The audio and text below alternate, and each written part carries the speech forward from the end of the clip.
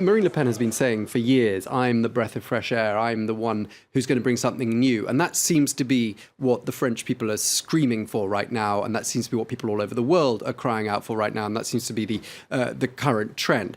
But doesn't she have a little bit of a problem now in that she's no longer the freshest air on the block because, people like Emmanuel Macron are younger than her. They haven't been on the political scene for as long as her. She's been on the political scene for 19 years. She can't really claim she's a breath of fresh air at all, can she? Versus someone like Benoît Hamon. Well, I think she claims her party has never been tried in government. I don't think she suggests that she herself is a breath of fresh air because we all have seen her for quite a while. She'll try to present Macron as the candidate of big banks and money. He worked for Rothschild Bank for years, and she will present him like that.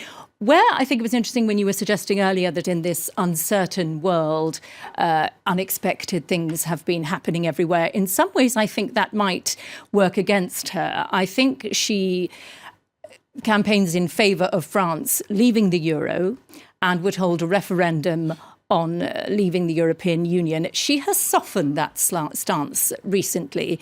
And I think she has detected that after Brexit, after Donald Trump, people are a little unnerved by the idea of France potentially pulling out of the euro and pulling out of the European Union altogether. She said she would campaign for much more sovereignty, but not necessarily to pull out fully from the European Union. That's a change in her stance. And I think that this general uncertainty around the world might make people a little scared of her anti-European policies. Yeah, and she's slightly pegged to the fortunes of Donald Trump as well, given that the two are sort of seen as being somewhat two peas in a pod. And if Donald Trump does things that here in France cause shock and alarm, for example, his policy on immigration, which he's just unveiled in the last 48 hours or so, doesn't that then damage her chances slightly? Yeah, definitely. I mean, she's been close to Donald Trump, but she's still pushing on that card. I think it's who she's talking to, and she's talking to the same type of voters that put Donald Trump to power. So people who have nothing to lose, people who want to scream and shout and say, I don't want the system to be there anymore. I want to break everything. So she will keep talking to these people because that's a base.